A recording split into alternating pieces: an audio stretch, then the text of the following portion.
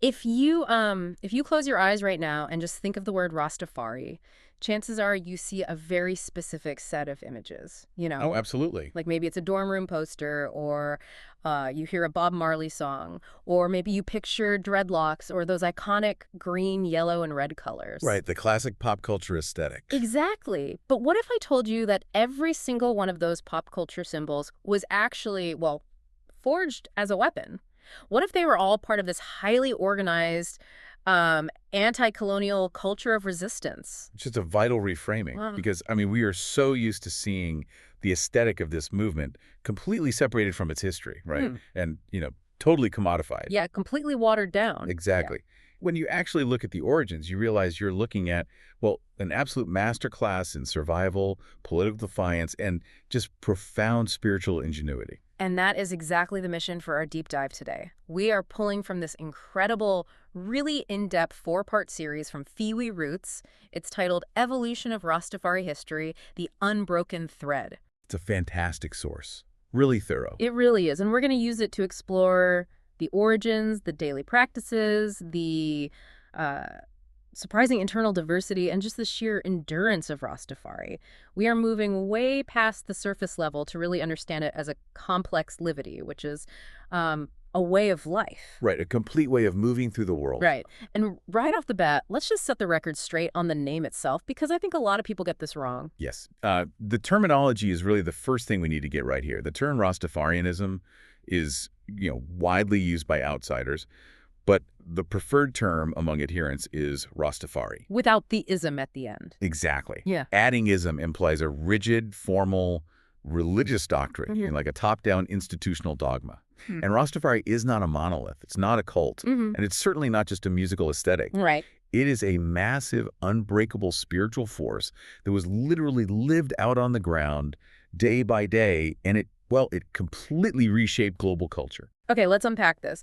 Because to really understand how this global movement started, we have to look back at the specific soil it grew in, right? We are talking about Jamaica in the 1930s. A very specific, very difficult time and place. Extremely. This is a society still incredibly heavy with the afterlife of slavery. You have these rigid colonial class structures, extreme racial hierarchy, and just devastating poverty. Yeah, the living conditions for the majority were brutal. And the black majority in Jamaica had been handed the Bible by colonial missionaries, basically as a tool to demand obedience. The message was, be docile on earth and you'll get your reward in heaven. Don't fight back. Precisely. I mean, the colonial reading of the Bible was deliberately designed to reinforce that racial hierarchy, to keep people in their place. Yeah. But what happens in the poorest corners of the island is, well, it's nothing short of revolutionary. Yeah, they flip it. They do.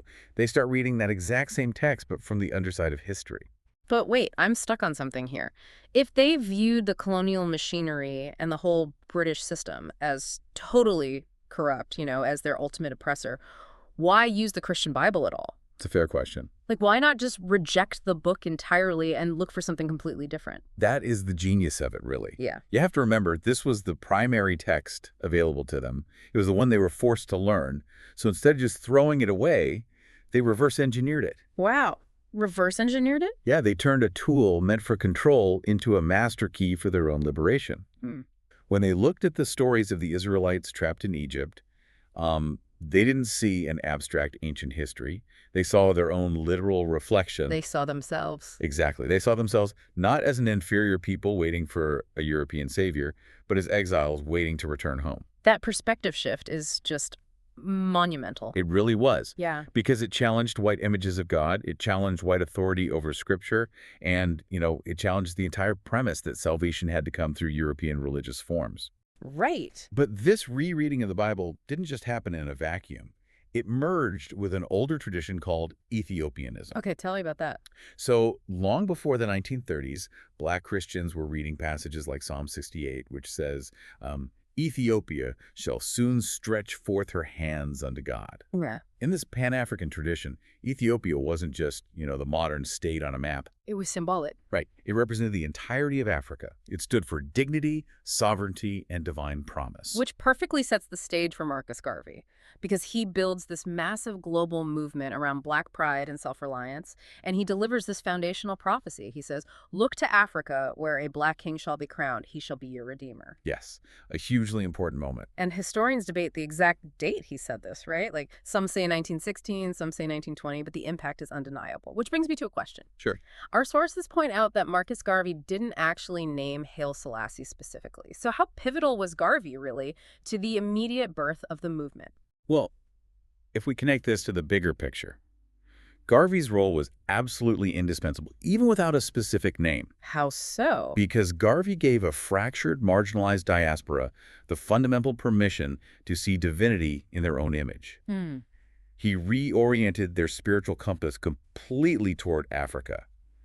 So when the geopolitical event actually happens... The coronation. Exactly. When Rastafari Makonnen is crowned Emperor Haile Selassie I of Ethiopia on November 8, 1930, the groundwork was already there. The puzzle pieces just snapped together. I mean, his titles alone, right? King of Kings, Lord of Lords, Conquering Lion of the Tribe of Judah.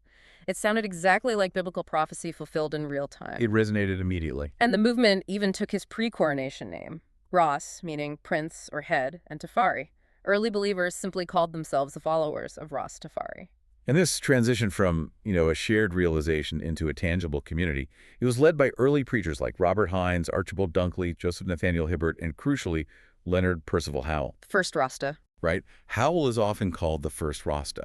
Yeah. Because in 1940, he founded Pinnacle, which was this rural settlement in the hills of St. Catherine.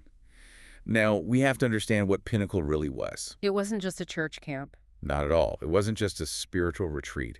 It was a working, highly successful model of Black autonomy. Right. They weren't just sitting around meditating all day. What did the actual daily mechanics of Pinnacle look like? Well, they created an entire microeconomy. They farmed cash crops, they baked, they made their own crafts, and they lived completely apart from the colonial society. That is incredible. Yeah, they interpreted scripture on their own terms and essentially governed themselves.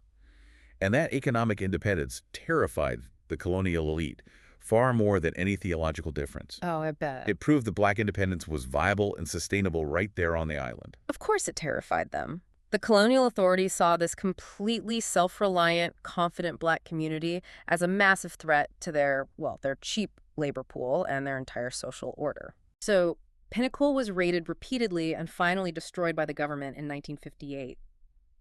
But, ironically, destroying Pinnacle was the absolute worst thing the authorities could have done if they wanted to stop the movement, right? It really backfired. It just displaced the residents into Kingston, carrying this fierce, self-sustaining theology right into the heart of the city. Exactly. The repression acted as a dispersant. And once this new theological foundation was established in the urban centers, in places like Trenchtown, the believers had to figure out how to actually live it out while surrounded by a deeply hostile society. Which leads directly to the concept of livity. Yes. Right, because they created this powerful cosmological divide to describe their daily reality.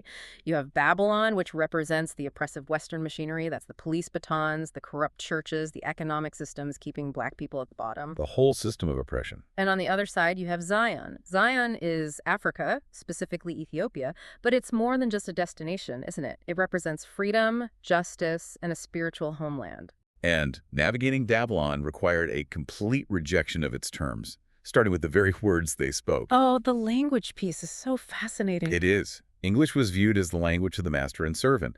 It was seen as a language filled with words that divide us into you and me. So Rastafari created a new vocabulary called dread talk, or Iaric. Okay.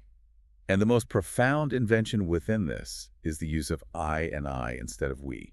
I absolutely love this concept. Saying I and I erases individual separation. It's this constant spoken assertion that Yah, God, breathes through everyone equally. Yes. There is no natural hierarchy. It's just brilliant.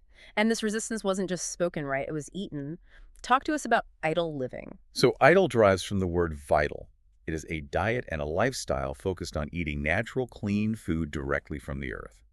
By avoiding processed foods, artificial chemicals, salt, and often meat, they weren't just, adopting a health fad. It wasn't about weight loss. No, not at all. They were actively rejecting the artificiality and corruption of Babylon. To eat idol is to protect the temple of the body from the colonial system. It's about maintaining purity in a toxic environment. Here's where it gets really interesting for me. I've always assumed the idol diet or wearing dreadlocks were just personal spiritual choices, kind of like meditating. Right. But looking at these sources, were these actually designed as public political protests? What's fascinating here is how the Rastafari made the physical body itself the ultimate site of resistance. Mm. I mean, you couldn't ignore them. Let's look at dreadlocks, for example. Okay. They are deeply rooted in the biblical Nazirite tradition.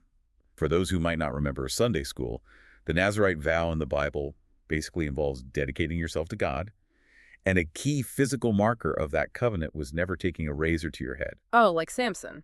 Exactly, it's the source of Samson's strength. So Rastafari are looking at this and saying, our natural hair isn't unkempt. It is a literal biblical covenant. Wow. So they are weaponizing the Bible against the British yet again. I want you, the listener, to just imagine you're living in 1950s Kingston. Okay. The colonial society demands British respectability. Suits, ties, combed hair. Exactly. Meticulously combed hair. And here you are walking down the street with free-growing locks. You aren't just making a fashion statement, you are making yourself a target. It was the ultimate rejection of the colonial comb. Exactly. Locks were heavily policed, they were mocked, and violently cut off by the state. And alongside this physical resistance was the sacramental use of ganja. Which is another huge symbol. Right. It is vital to note that it's not used by all Rastafari, but for many it is the holy herb. And it is not for recreation, it's not a party drug. Right. It is used as an incense during gatherings to heighten spiritual consciousness, to quiet the noise of Babylon, and to deepen their communal reasoning. Everything is so intentional. Every aspect of daily life is a conscious choice to separate from an oppressive system. Now, with such highly visible and shared daily practices, you might assume all Rastafari practice exactly the same way. Many people do assume that. But here is where we hit a fascinating pivot, because the movement intentionally lacks a pope, a central headquarters, or like a universal rule book. How do they not just splinter into 1,000 different pieces? It's a great question. Our sources explain that they organically branched out into what they call mansions or houses, and they draw from the biblical phrase, "In my Father's house are many mansions." It's a really beautiful way to structure a faith. They all share the broad foundations, Jah, Africa, the rejection of Babylon, but they interpret scripture, authority, gender, and public life differently. So it's very diverse inside. Very. It's a survival mechanism. If you don't have a pope, how do you adapt? You get these distinct approaches to survival. The three most important mansions are Nyabingi, Bobushanti, and the 12 tribes of Israel. Let's walk through these because they are distinct. First, Nyabingi. This is the oldest, most orthodox mansion. There's no formal priesthood here. It's elder-led. They are known for their gatherings called groundations, or bingis, and the drum is absolutely central here. The sources describe the drum not just as a musical instrument, but as a spiritual technology. Why is the drum so vital? Well, during a groundation, which is a multi-day spiritual gathering of chanting, reasoning, and smoking the holy herb, the drumming literally mimics the human heartbeat. The actual rhythm of a heart. Right. It's the heartbeat of Africa calling down fire on Babylon. It's raw, it's unfiltered, and it's deeply tied to the earliest days of the movement's resistance. Got it. Now, in the stark contrast to that elder-led, very organic structure, you have Bobo Shanti. This is a highly disciplined priestly order founded in 1958 by Prince Emmanuel Charles Edwards. Yes, quite a different approach. He started as a street preacher in downtown Kingston, teaching this radical mystical theology that God dwelleth in flesh, and he claimed to be the reincarnation of the biblical high priest Melchizedek. I think we need some context here, because why is claiming to be Melchizedek such a radical move? So, in biblical tradition, Melchizedek is this mysterious figure who blesses Abraham. He is described as a priest-king forever, without father or mother. Okay. Meaning his authority doesn't come from human lineage, it comes directly from the divine. So by claiming this title, Prince Emmanuel was bypassing all earthly authority. Ah, I see. Colonial, Jamaica, and even other Rastafari elders. He was establishing a direct, unassailable line to God. That is wild. And the Bobo Shanti are instantly recognizable, right? Yeah. They wear the long robes and those tightly wrapped turbans. Yes, very distinct attire. They carry brooms to symbolize sweeping away the filth of Babylon. They observe strict Sabbath, rigid idol laws, and they operate out of their communal headquarters at Bobo Hill in Bull Bay. They They do. even have their own holy trinity. So it's Marcus Garvey as the prophet, Haile Selassie as the king, and Prince Emmanuel as the priest, who they affectionately call Dada. And their founder's impact was so profound that the Jamaican state eventually recognized him posthumously with the Order of Merit and a state funeral. Which is deeply ironic. Oh, incredibly. Imagine the state that once viewed you as a violent extremist, that sent police to raid your camps, suddenly turning around decades later and giving you their version of the Presidential Medal of Freedom. It's crazy. But despite that state recognition, the Bobo Shanti Mansion remains fiercely uncompromising in its focus on black sovereignty and physical repatriation to Africa. Which brings us to the third major mansion, the 12 Tribes of Israel. This was founded in 1968 by Vernon Carrington, who is known as Prophet Gad. This one is often seen as the most inclusive and, globally adaptable. It really is. They organize members into 12 tribes based on birth months, corresponding to the sons of Jacob, and Prophet Gad encouraged reading a chapter a day of the Bible. And crucially, the 12 tribes made explicit space for the acceptance of Jesus Christ alongside Haile Selassie. Oh, wow. Yeah. This bridge to traditional Christian beliefs, combined with a less rigid communal demand than, say, Bobo Shanti, made it incredibly appealing to urban youth, artists, and musicians who wanted to be part of the movement without necessarily moving to an off-grid camp. Including Bob Marley, who belonged to the tribe of Joseph. Exactly. His involvement obviously propelled the ethos of the 12 tribes globally. It's like, if you think about these mansions, it's almost like looking at different faculties in a university. That's a good way to put it. You know, you have the theology department, the political science department, the arts faculty. They are all operating under the exact same overarching philosophy and ultimate goal, but they have entirely different methodologies for getting there. This raises an important question, though, about how we view organization. In Western institutions, decentralization is almost always seen as a weakness, lack of control. Right. Usually you want a CEO. Exactly. Yeah. But for Rastafari, decentralization is the exact evolutionary trait that allowed them to survive. If you have a single leader, the state can arrest them, which they tried with Howell. True. If you have a single church building, the state can bulldoze it. By being a decentralized house of many mansions, Rastafari became incredibly resilient. They are united by a shared consciousness, not a rigid hierarchy. And that resilience was put to the ultimate brutal test, because we do have to talk about the violence. In the decades following Jamaica's independence, the cultural friction between a government obsessed with proving its respectability to the world and the Rastafari, it reached devastating lows. It was a very dark time. The most infamous example is the Coral Gardens incident in 1963, which is remembered as Bad Friday. State forces violently rounded up, beat, and forcibly shaved the locks of hundreds of Rastafari. They essentially tried to strip them of their biblical covenant. Yes. It was a clear, coordinated attempt to completely break the movement. It was a deeply traumatic period. The state machinery was fully mobilized against its own citizens.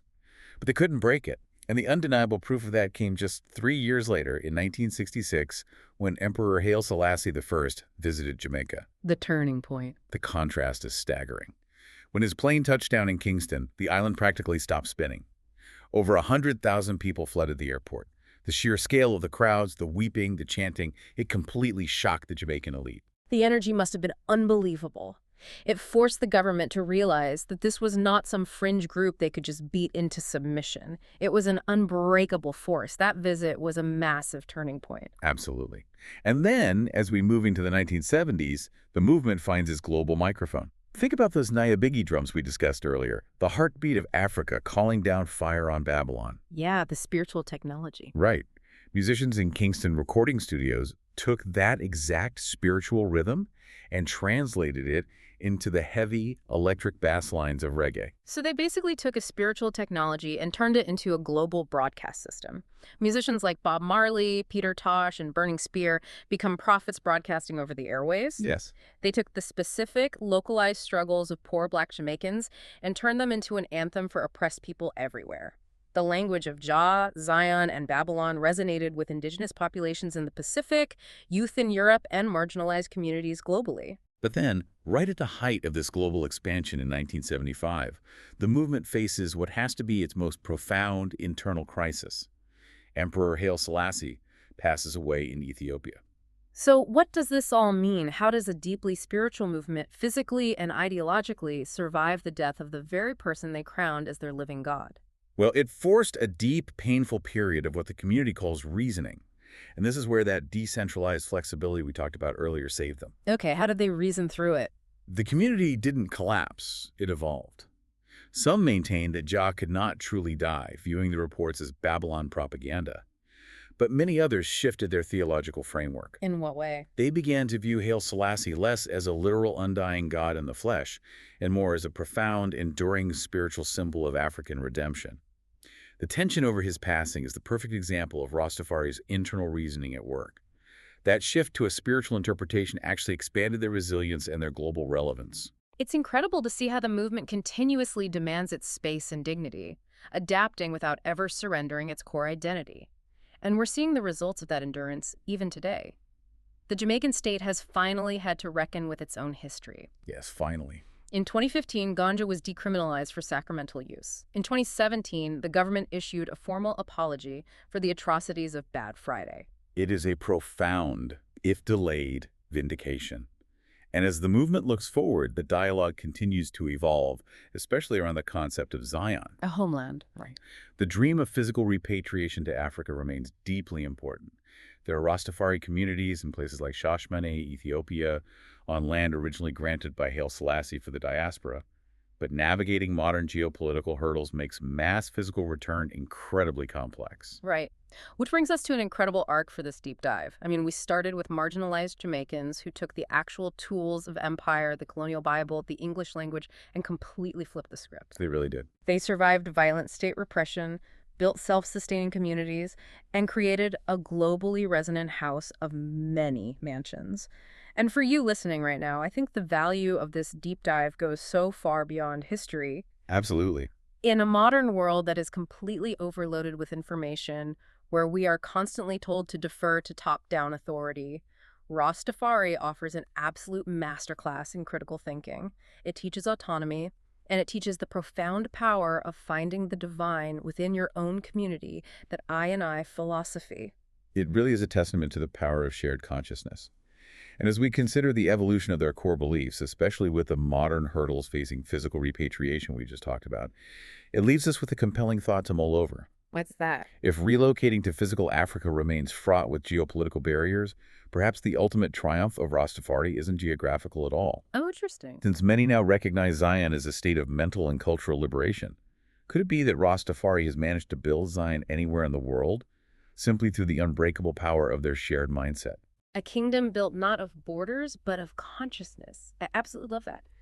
So the next time you see the colors, the locks, or hear that heavy bass line, remember you aren't just looking at pop culture. You are looking at a living, evolving, profound culture of resistance. That's our deep dive for today. Keep questioning, keep reasoning, and we'll catch you next time.